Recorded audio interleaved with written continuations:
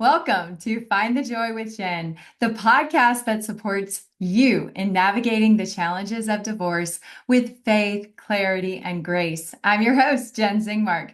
And if you're here today because you're considering a divorce or you've decided and you don't know how to tell your spouse, you are not alone. This is one of the most challenging conversations a person may ever have. How to say that you want a divorce. In today's episode, I want to give you a clear format, a simple, compassionate way to approach this tough conversation. If you're wondering how to tell your spouse you want a divorce, I will walk you through it step by step with honesty, compassion, and care. You are not alone in this. But before we dive into today's episode, go ahead and hit that subscribe button because you're facing hard conversations just like this one. You are going to want all the support you can get. And trust me, I've got you. Before we begin, you need to be absolutely sure this is what you want. So before we discuss how to tell your spouse, I want to make something really clear. Please don't have this conversation until you are absolutely sure this is what you want. This is not a moment to test the waters or issue an ultimatum. This is a turning point and it deserves deep reflection. For those of us walking this journey with faith, I also encourage you to seek spiritual confirmation. Take it to the Lord in prayer. Fast. Go to the temple if possible. Ask for clarity and confirmation, and then wait for that peaceful confirmation from the Spirit that this is your best choice. That spiritual reassurance will give you the strength and the confidence to handle the emotions and the consequences that will follow. And when things get hard, and they definitely will, you'll be able to stand on that personal revelation like solid ground. Now, let me share a little bit of my experience. I will never forget the day that I had this conversation with my former spouse. It's the kind of moment that stays with you forever. It's a pivot point in your life that changes everything. No matter your circumstances, it is such a deeply personal and incredibly painful conversation to have. My former spouse had struggled with addiction throughout our marriage, and I was determined to help him overcome it. I held tightly to the dream that we could make it through and that he could conquer his addiction and choose me and our marriage. But ultimately, that didn't happen. At some point, I realized I had a choice to make. I could stay in the marriage and continue living with that ongoing cycle of addiction, or I could choose to leave it. I could choose divorce. What made the decision clear for me was understanding that if I stayed in that marriage, my children would grow up in that same cycle of addiction. And I just couldn't choose that for them. So I went to the Lord with a broken heart and I asked for confirmation. I needed to know that divorce was the right decision, the best decision for me and my children. And I did receive an answer that I will never forget. It came with peace and a beautiful spiritual reassurance. I felt an overwhelming sense of love and comfort from the Lord. I knew he was intimately aware of me and the anguish I was feeling. And I couldn't see the path forward, but he gently assured me that there was one and that he would lead me along. So, with no idea how I was going to survive as a single mother with three small children and having stayed home with my children for all of those years, I took a leap of faith into the unknown. I did not know how to get divorced, and I did not know how I would provide for me and my children. But I did know that God knew the way, and I trusted Him, and I just took that step forward. There were many painful days that followed, but they eventually led me and my children to a healthier, more hopeful life and a beautiful, thriving life today. And I want you to know The Lord is intimately aware of you and your situation right now. He will guide you as you navigate this painful chapter too. Trust Him and partner with Him, especially right now. You need His help more than ever before, and I promise He will be there to guide you and comfort you and direct you every step of the way. So, the first step in talking to your spouse and telling them that you want a divorce is choosing the right time and place. So, let's start with when and where. This kind of conversation shouldn't happen in the middle of a heated argument or while you're rushing out the door. You need to plan ahead and choose a calm, quiet moment with no distractions, especially no children around for this first conversation. You need privacy, time, and emotional space. And if you can, set aside at least an hour or two for this conversation. Even if it only lasts a few minutes, give yourself plenty of time to handle the magnitude of this conversation.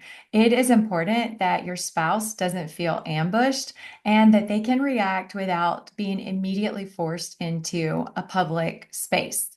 The second step in this process is to be clear and direct. When you're ready to talk, be direct, but kind and compassionate.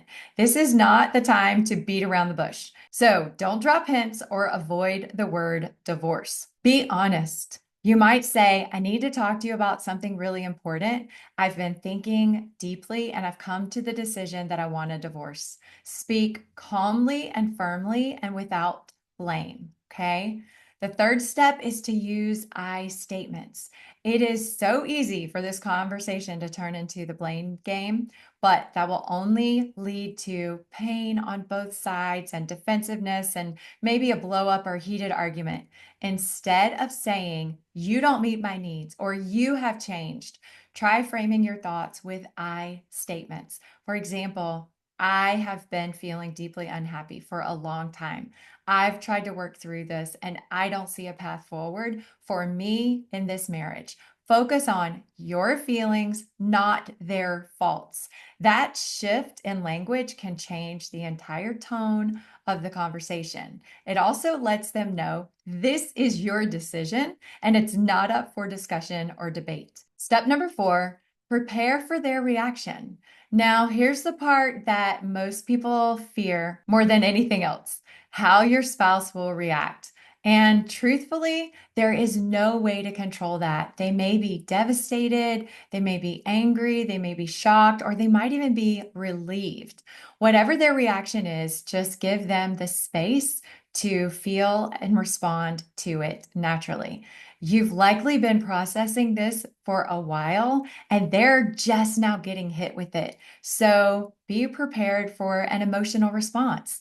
Tears or silence or shock and disbelief, it's all okay. This isn't a one and done conversation. This is the beginning of a longer process. This is just the first initial conversation of many to come. Step number 5, show empathy and respect.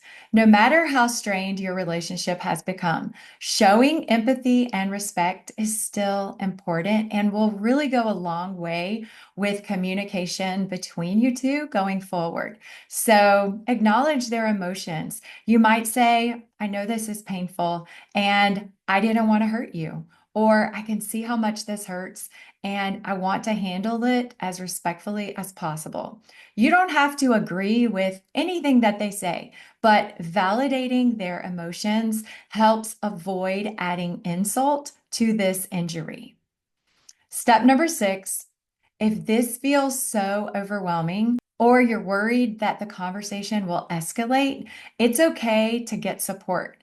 A therapist or a coach or even a mediator or an attorney can help guide you through this process. This is something that I help my clients with all the time. If you've been in couples counseling, you may want to bring this conversation into that space if it's a place that you both go regularly.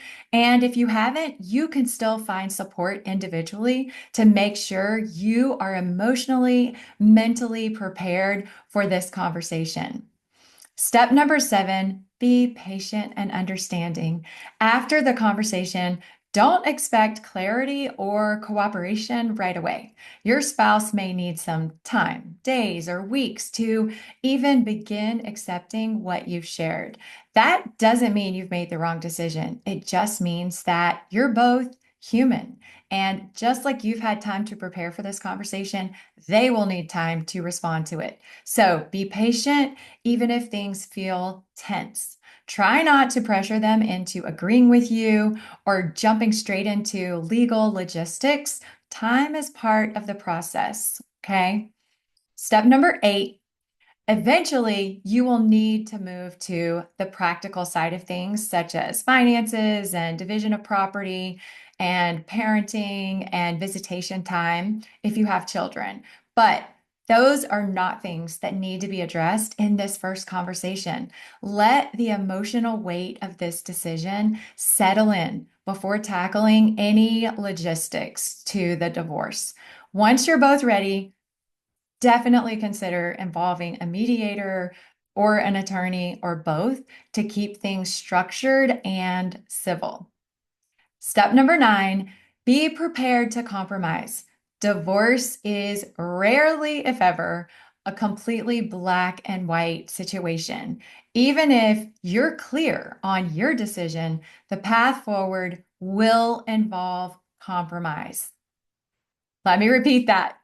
Divorce means you will have to compromise on many, many things.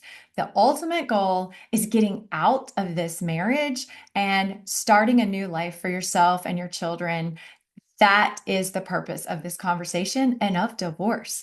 And so compromise is just part of divorce. So be prepared for some hard conversations, especially if you have shared assets and you have children with this person. It is a process, not just legally, but emotionally also. Now, let me share a few additional tips, okay? I have helped many, many people navigate this situation, and I've been through it myself. Consider your safety first. If you are worried about your safety in any way, do not have this conversation alone or at your home. Meet in a public place or have somebody nearby that you trust.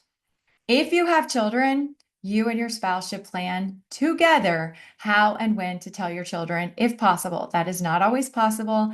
I understand that. But even in separation, presenting a unified front can provide them much needed stability. I have a full podcast episode and family home evening lesson all about how to talk to your children and tell them that you're getting a divorce. Make sure you check out that podcast and that resource to help you in this situation. The next tip I have for you is take care of yourself. This is such a heavy emotional burden. Make sure you prioritize your own well-being during this time. Just make sure you're getting enough sleep and that you're eating well and that you're moving your body every day, getting outside, getting fresh air and sunlight, and that you're praying and connecting with the Lord through this journey. Make sure you stay grounded and healthy in every way. And the last tip that I will offer you is get legal guidance. Talk to a lawyer before this conversation if possible. Knowing your rights will help you make clear, informed decisions as things unfold. And I know in many states and in different situations, people try to avoid using attorneys, and I just don't recommend it. There is no possible way that you can know and clearly understand all of your legal rights and how the legal system works for divorce in your state. It is so important to have an advocate working for you. I always recommend getting an attorney. Let me just wrap things up today by saying telling your spouse you want a divorce is one of the hardest conversations you may ever have, but you can do it with honesty, courage, and grace. And you don't have to go through it alone. If this is where you are right now, I want you to know you are not a failure. You are not broken. You are simply stepping into a new chapter. And it begins with clarity and confirmation from the Lord, first of all, and then follow this outline. I have worked through this process with so many people. This will help you navigate it successfully. And if you want more support, I am here to help you. I can work with you individually to help you come up with a plan for telling your spouse you want a divorce. So learn more about my coaching program, Faithful Divorce, and how we can work together at findthejoywithjen.com. And if this episode has helped you, I would love for you to share it with someone else walking this difficult road. And if you're watching on YouTube today, please give this video a thumbs up and drop a comment if you've been through this or you're about to, and share what has helped you tell your spouse you want a divorce. Your experience could be the lifeline that someone else needs right now in their life. Thank you so much for joining me today. You are doing hard, brave things, and I am cheering you on every step of the way, friend. Until next time, stay grounded and keep seeking the joy in your life. It is there if you choose to find it, no matter what your situation is. You have got this. Bye, y'all.